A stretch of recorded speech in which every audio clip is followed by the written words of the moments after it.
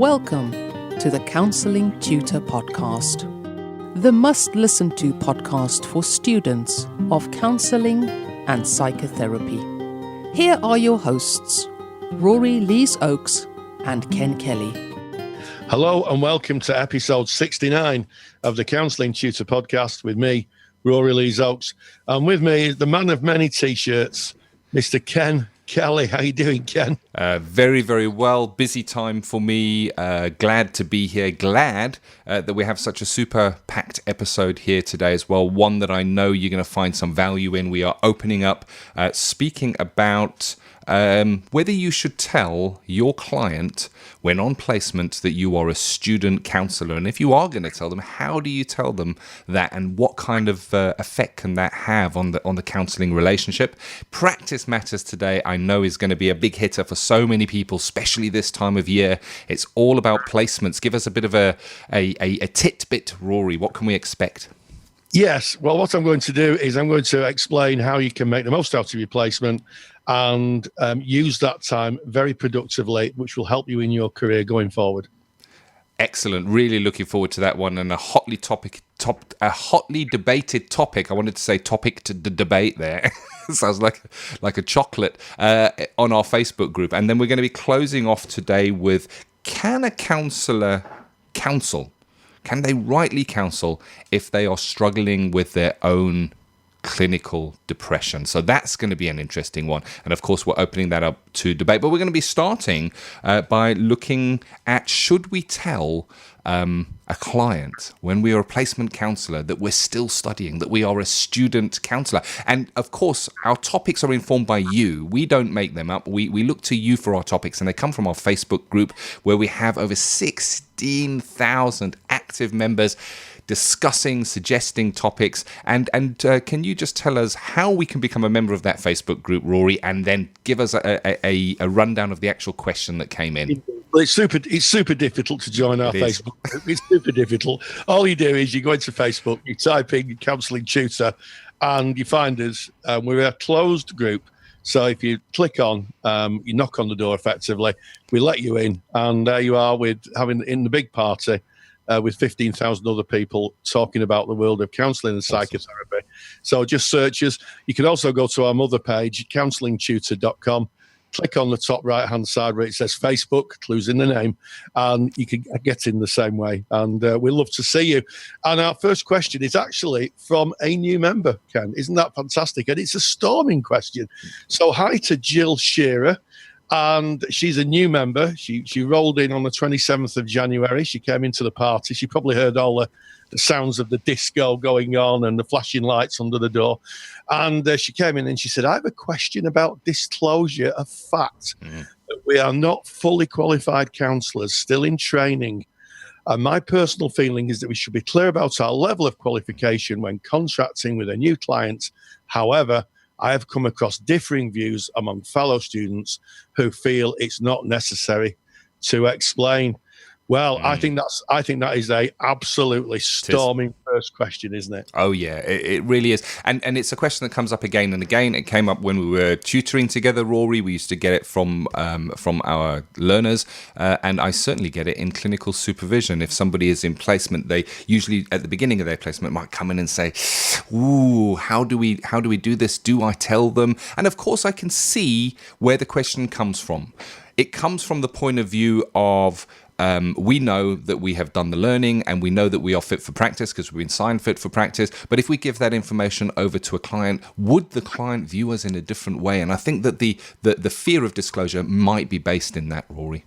Yeah, absolutely. The notion that someone says, well, I'm a student, and the client says, I don't want to be counselled by a student, it could be quite pushing, and it could be very difficult for the clients as well. So, I mean, the first thing here is if you're in placement, this is something that your placement should be taking care of. You know, when they're sending out any information initially, when clients come in for a referral or for an assessment, your organisation, in my view, should be transparent and say, you know, the reason we offer this free service is because we use a lot of students who are in the final years of training. Yeah. And I think it's how you put it. If you say I'm a student, someone could take anything from that. Students now are, anything from children who go into kindergarten to learn to read and play bricks to somebody who's doing a PhD. So I think it's how it's put over. And also I think that if you're explaining to a client, just say, well, I'm in my final 2 years of formal training. And in fact, I did a little bit of digging, and I found that if you go to page 12 of the BACP Ethical Framework, and I know you can, as well as I, have a copy of that on your bedside dressing table, it says, and I quote, page 12, 66, clients will usually be informed when they are receiving their services from a trainee. It's really clear, isn't it? Yes. Really. I like how you've put that over, and you started by saying the word student can mean many different things. So you're basically in frame of reference territory as soon as the word student is mentioned. So if you say student, it will be in the mind of the person that is perceiving student of what they think of that. They themselves may be a student, like you say, Rory, still doing their PhD, a doctorate after maybe 8 to 12 years of study. And they'd be quite happy to have a fellow student, a learned person. But it could also have the opposite effect where, student, I don't want someone experimenting on me. I don't want someone who is not qualified working with my material. So it's about that frame of reference, and I like how you've put that over, Rory. It's about how the information is put over. But before I go to how that information is put over, I just want to go to my view on this. You absolutely 100% must inform the client. And there may be differing views, but I'm going to nail this down and say this is my view.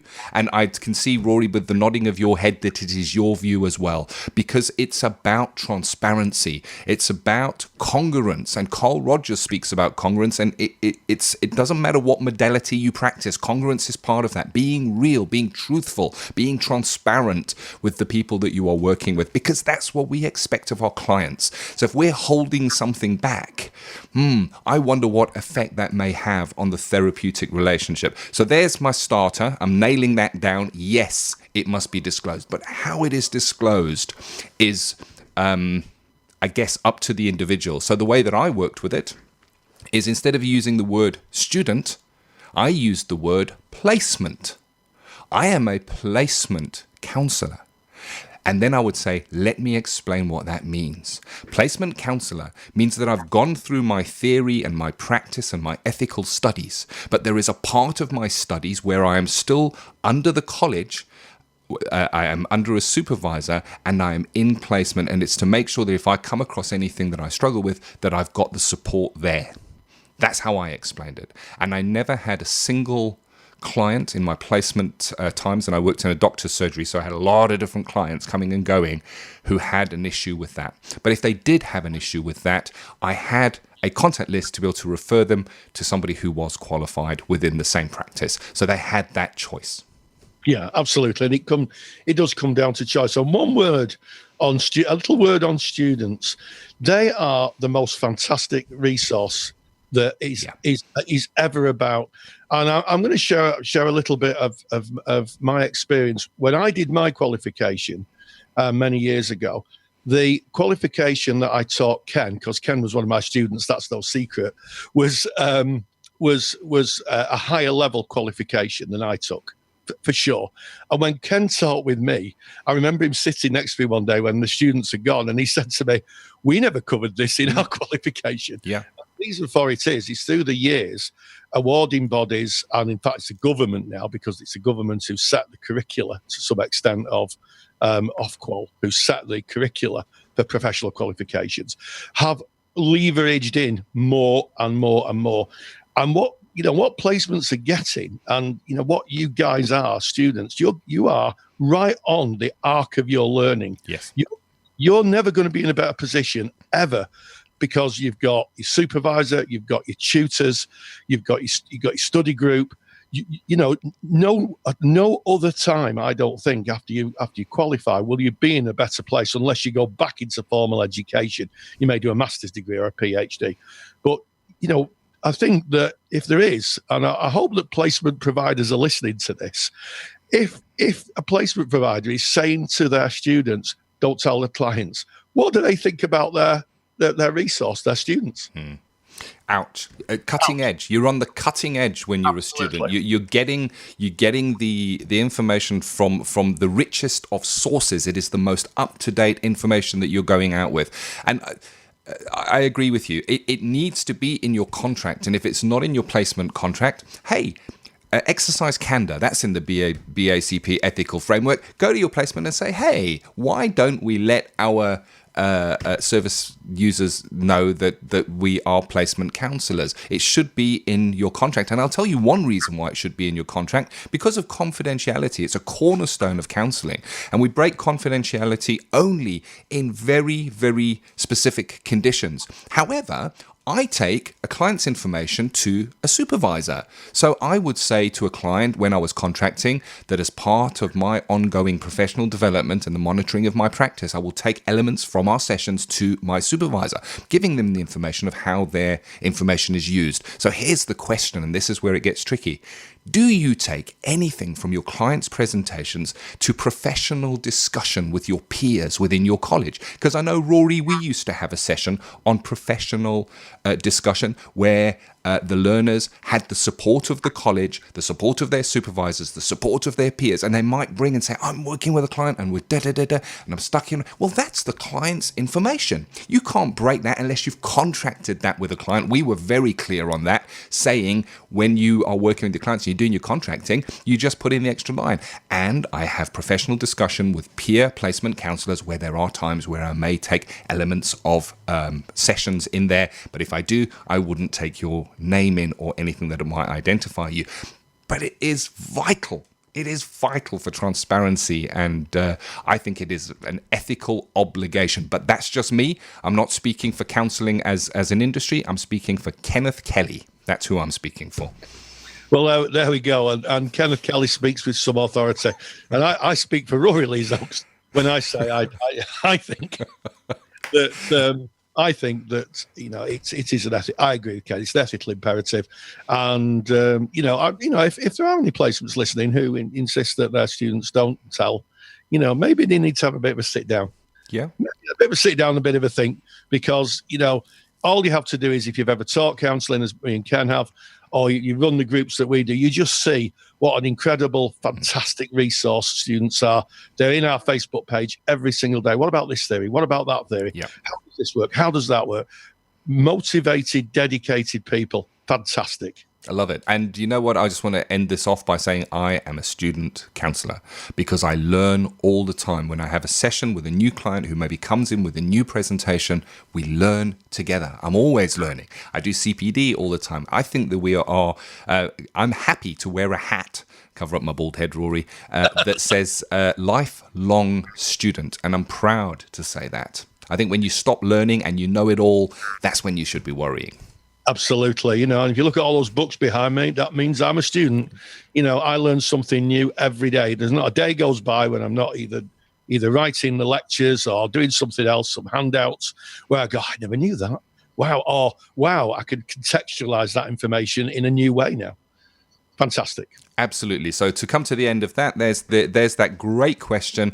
Should you divulge that you are a placement or student counsellor to the people that you work with if you're on placement? Well, that leads neatly into Practice Matters, which is all about placements. And it's about getting the most out of your placement. So without any further ado, let's go straight in to Practice Matters.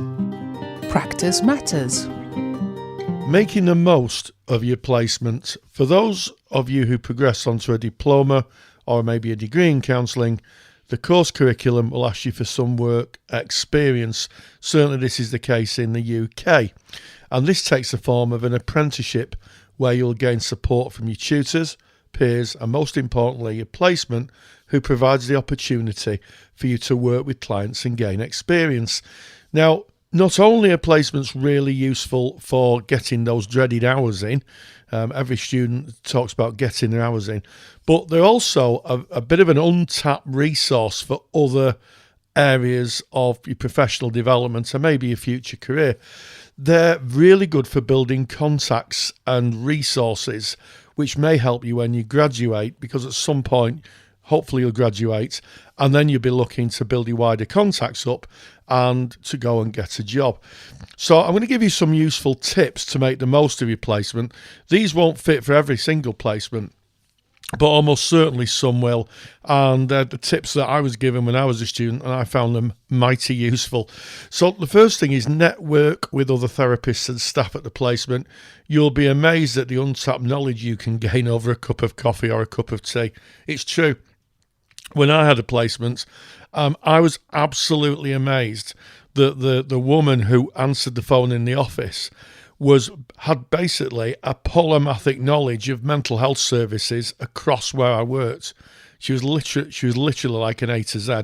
You could name any single area and she would tell you who's in charge of it, what provision there was. Just an incredible resource, and just having a cup of tea really opened my eyes to the different agencies, the different types of support, and more to the point, who the principals were there, who the people you get in contact with, because of course she was dealing with them on the phone every single day, making referrals. She knew exactly who to speak to, and that really cuts out any kind of confusion and saves a huge amount of time. If you can email someone or phone someone up and speak directly to them, that's really useful. So make the use of your contacts, and also network with other therapists.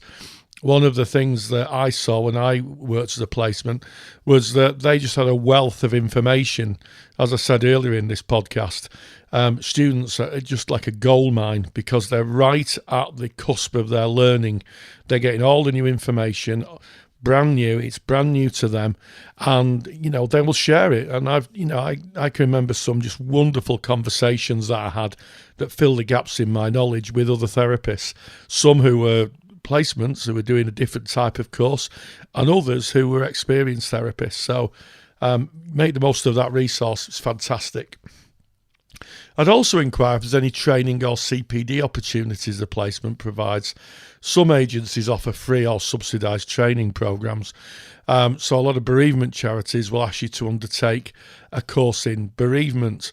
And I know it can be frustrating that sometimes you have to take a course before you can work and gain your hours. But actually, you can write that down as CPD and as training. And in fact, if you look into the future, if you could look back at yourselves from the future into the past, should I say, it may be that when you come to do a training course, say on bereavement, a lot of what's been covered in your initial course may be covered in that. So some of them are really comprehensive. Some agencies also offer subsidised training, so you can pay a little and you can get on training courses. Or it might be that someone says, look, there's a training course going here. One of the staff can't make it. Do you want to go on it? In which case, if you've got the time, yes, please. Some agencies offer group supervision, and depending on your course, you may be able to claim this as part of the course requirements to save money on supervision. So you're really going to have to check with your training establishment here what their notion of supervision is and what they'll accept. However, I can say that I know a lot of courses that will accept half an hour of peer supervision onto the supervision log. And that's useful because you have to have 1.5 hours a month. But if you get to 8 hours, you've got to have an hour of supervision. So what you can do is if you've got a large client load, you can have 1.5 hours and half an hour group supervision and claim it on some courses. Check with your provider.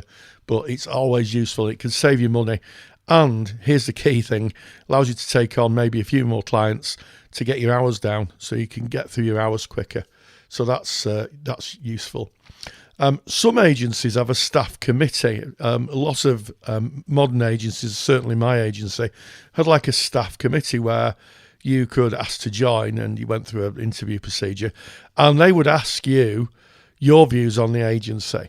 And one of the interesting things is you can get valuable experience how third sector, that's what the name that charities are given now, the third sector, works. And sometimes you can get access to commissioners, above all the kind of therapy and the kind of fluffy stuff that goes on in placements and counselling. To run it, it's a business. and the business is about money. That's a sad state of affairs, but it's a fact. And the people who issue money into charitable sectors are usually called commissioners. They're run by the local authority, and they're really the people who have to hold the purse strings and look for gaps in provision, and then they place that money for agencies that will fill that provision up. So you might get to meet the commissioners, which is really, really useful if you're thinking of starting at some point your own charity. You begin to understand the structure and how it works and the hoops you have to jump through. So that can be very interesting. And also, it's absolute gold if you apply for a job at an agency, having an understanding of how agencies work. Can be a big bonus. Yes, they want the counselling qualifications, and sure, they want lots of CPD and training, but also if you can write on your CV, and also I've had experience of how they run, that's gonna put you a little ahead of people who haven't got experiences of how a charity runs. The other thing you can do is, when undertaking your research module, ask the agency, are there any issues you'd like to research? In our Facebook group, we perennially get people asking, what things should I research? Well, here's an idea. Why don't you go to your agency and speak to the practice manager or whoever oversees the agency and say, look, are there any areas here that you would like some research? And if they give you a topic that you can research ethically and is relevant to your training course, you can actually put on your CV. While I was at the placement, I did some research on their behalf, which looks really good, doesn't it? It looks like you're a serious researcher, which you would be if you're doing serious research. So think about that. And finally, get a copy, if you can, of the agency's policies and procedures. Now, some courses ask you to provide evidence of your understanding of a policy and a procedure. And a policy basically is the things we do, and the procedure is how we evidence we've done it. That's basically it. But it's useful if you can actually do this very early about policies and procedures. If you're asked to evidence it as part of your panel portfolio, it's kind of second nature, so it's not a struggle. So ask your agency if they've got a copy of the policies and procedures. Some will give them out, and some won't, citing that it's sensitive information. But if you have policies and procedures, you should at the very least know them, because how would you know what to do if you weren't told what you had to do? So I hope those tips are going to be really useful for you. And it is really amazing just how much you can get out of your placement if you know where to ask and know where to look. Thank you, Rory. And I could hear the pens scribbling as you were sharing that information, how to get the most out of your placement. Placements bring up a lot of apprehension. We see it in the group. It is the time of year where a lot of people are considering placements or going into placements. So really timeous. From our academic director, Rory, over there, if you're watching the video, you can see me pointing. Thank you very much for that. And of course, Rory mentioned that Rory always has a super duper handout for practice matters or theory with Rory, and you can get that. And how do you get it? Well, you go to counsellingtutor.com. That's on my other website. You should be visiting that pretty often. And click on the podcast tab. Go to podcast episode 6969. That's this episode. All the show notes are there. Any links that we mention are on that page. A précis of what we speak about today is on that page. And of course, the download for Rory's super handout, getting the most out of your placement, is right there on that page. You can download it. If, however, you are a member of the Counselling Study Resource or Handouts Vault, that's the paid side of Counselling Tutor, then that's already been uploaded for you. You just log into your dashboard and it's right there. It'll be listed as just added, and you can go and look at that. And if you're listening to this and thinking, what is this paid side of Counselling Tutor? Well, we have a little bit of blurb about that at the end of today's episode. But let's get on with today's episode. An interesting topic, Rory, another one that came from the Facebook page. Can you work as a counsellor if you are struggling with your own depression? Interesting question. Interesting, and it's a question from Elaine Benson, one of our Facebook members. She says, just a question to throw out there: if a counsellor is diagnosed with depression because of the meds they have been taking, would you seek private counselling and take some time out from training? Well, I think this is a very interesting question, and just to put some perspective into this, I did a bit of research before we went on air, and I came across the Guardian newspaper, which is an authoritative newspaper here in the UK. And this is from June 2017. Prescriptions for, wait for it, 64.7 million items of antidepressants, an all-time high, were dispensed in England in 2016. Yeah.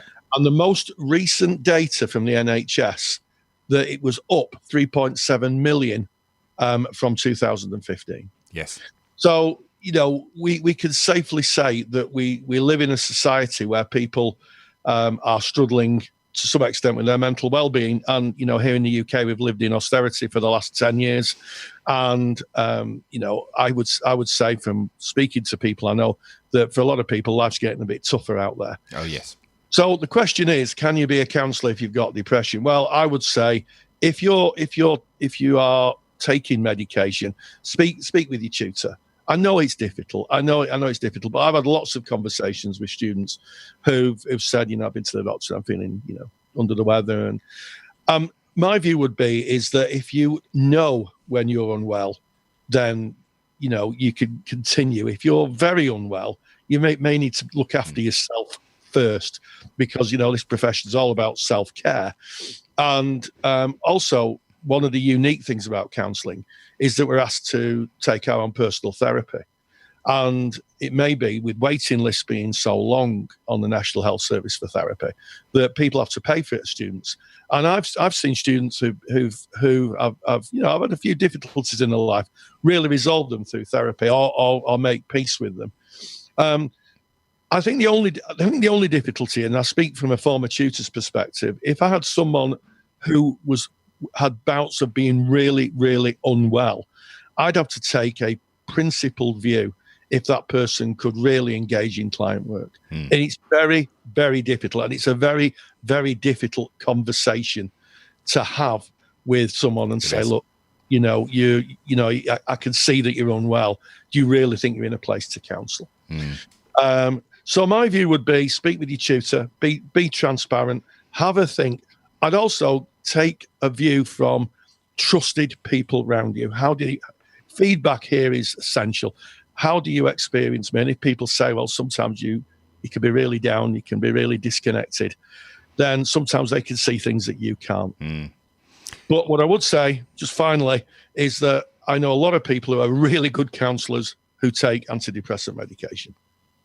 Definitely. It's a tricky subject, and I'm not going to make a call on it. I don't believe we can, because it's as individual as the people that present with the depression. And clinical depression is a very specific kind of depression. And when your brain chemistry is out of kilter, when it's not operating as it should, medication is extremely effective in rebalancing that brain chemistry. And with rebalanced brain chemistry, the theory is that you are once again fully functioning and able to interact and work as you should.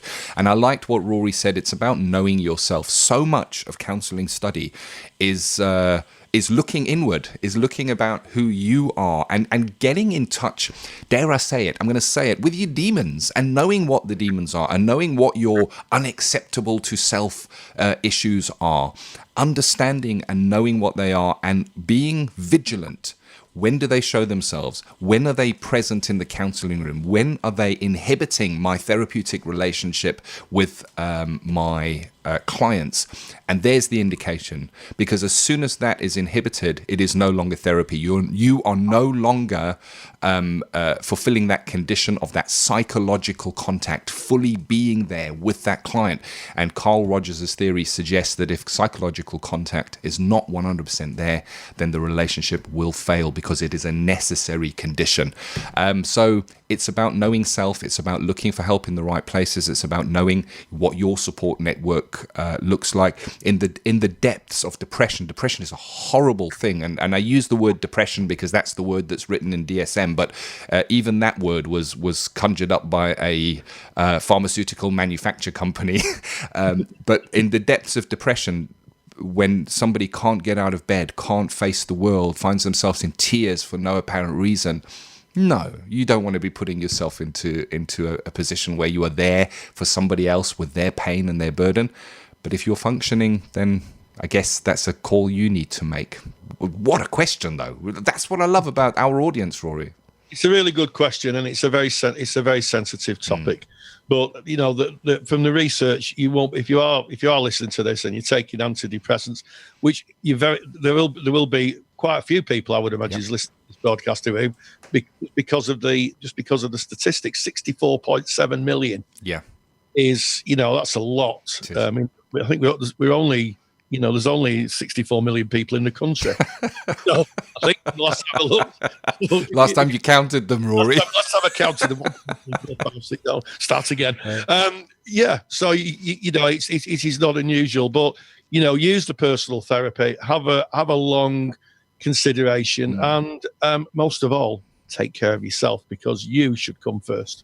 Indeed. What an episode. Episode 69 started off by looking at, should you tell a client that you are a student or placement counsellor, moving straight into placements and sticking with that, looking at how to get the most out of your placement in practice matters today, and then closing with that really interesting conversation, debate that we don't have an answer for, and that is, if you yourself as a counsellor struggle with depression, can you still be a counsellor? Really, really interesting episode. I've loved it.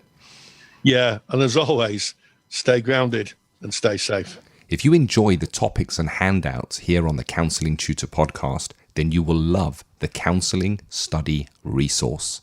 CSR was built by myself, Ken, and Rory Lees-Oakes to give you the support you need during your counselling studies. So get access to the world's most comprehensive collection of resources aimed at supporting you in your journey to become a counsellor. Take the stress out of your studies by visiting counsellingtutor.com/CSR. That's counsellingtutor.com/CSR. Thank you for listening to the Counselling Tutor Podcast. Find the show notes for this episode on our website at www.counsellingtutor.com.